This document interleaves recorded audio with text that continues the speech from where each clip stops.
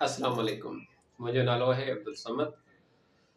अॼु जो मौज़ू जेलसी ऐं जलन, हसद, साड़ ॿियनि माण्हुनि खे ॾिसी करे तकलीफ़ में अचणु। इन जो हिकिड़ो सादो हल आहे जेको आउं ॿुधायां थो। असां महसूसु करियूं था काफ़ी माण्हुनि खे ॾिसी करे असां चवंदा आहियूं त हिन माण्हू वटि इहा शइ छो आहे, या ही माण्हू अहिड़ो छो आहे, आउं अहिड़ो छो कोन आहियां, या कुझु बि बुरा बुरा ख़्याल असांजे ज़हन में ईंदा आहिनि।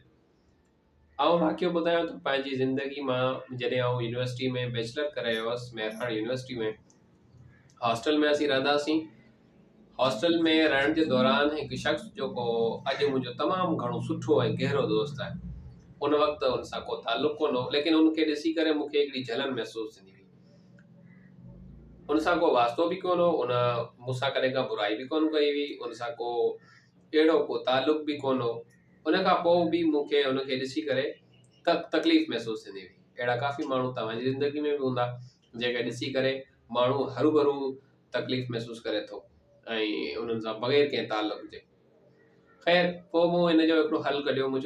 ही काफ़ी टाइम हलियो, मुंहिंजो हफ़्तो ॿ हफ़्ता 15 ॾींहं नेठि मूं सोचियो मुंहिंजो इन जो छा हल आहे। छो जो मूंखे हॉस्टल में रहां थो, ईंदे वेंदे नज़र पवे थी, त पोइ ईंदे वेंदे नज़र पवे थी त मूं हल इहो कढियो त मुंहिंजो आउं ईंदे वेंदे हिनखे जॾहिं बि मिलंदो, जंहिं महिल बि मूंखे मिलंदो त हुनखे सलाम कंदुसि। त मूं हुनखे सलाम करणु शुरू कयो। जीअं सलाम करणु शुरू कयो, हुन वधीक सलाम करणु शुरू कयो मूंखे। मुंहिंजो जेको रेस्पॉन्स हो उनजो डबल हो रेस्पॉन्स हो।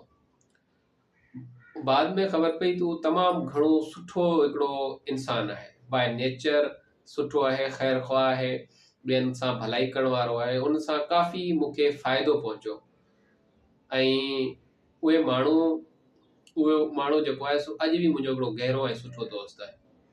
उहा शुरूआति ईअं थी जो हुनखे मूं चयो इन जो ख़्यालु जेको आहे मूंखे मिटाइण जे लाइ आउं हिन माण्हू जो जेको ख़्यालु आहे अंदरि में उहो ख़तमु करणु चाहियां थो ऐं उनजे लाइ सुठो सोचण जे लाइ।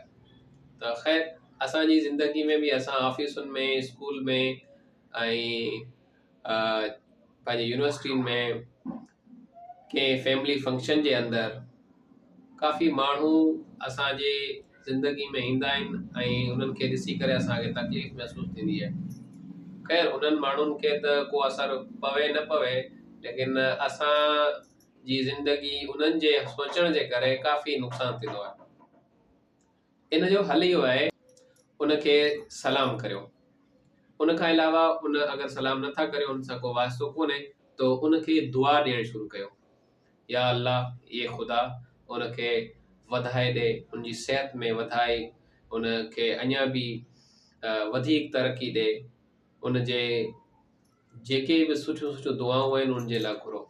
इन सां इहो थींदो, उन लाइ दुआ अगरि उन माण्हू जे हक़ में क़बूल थिए थी त तॾहिं बि तव्हांखे ख़ुशी मिलंदी। ऐं अगरि दुआ क़बूल न बि थिए त तव्हांजो अंदरि बिल्कुलु उनजे लाइ साफ़ थी वेंदो ऐं अंदरि साफ़ थियण लाइ हुनखे नुक़सानु को पहुचे न पहुचे, तव्हांखे जेको नुक़सानु पहुचणो हो उन नुक़सानु पहुचण जे बजाए तव्हांखे फ़ाइदो थींदो ऐं सुठो महसूसु थींदो। इन लाइ इहो हिकिड़ो शॉर्ट रस्तो हो जेको मूं आज़मायो ऐं तव्हांखे बि अर्ज़ु कयां थो, तव्हां बि इहो आज़माए सघो था।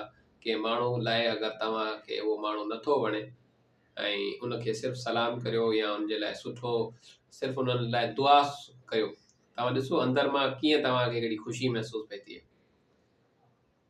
आउं आहियां अब्दुल समद ऐं दुआउनि में यादि रखिजो। अस्सलामु अलैकुम।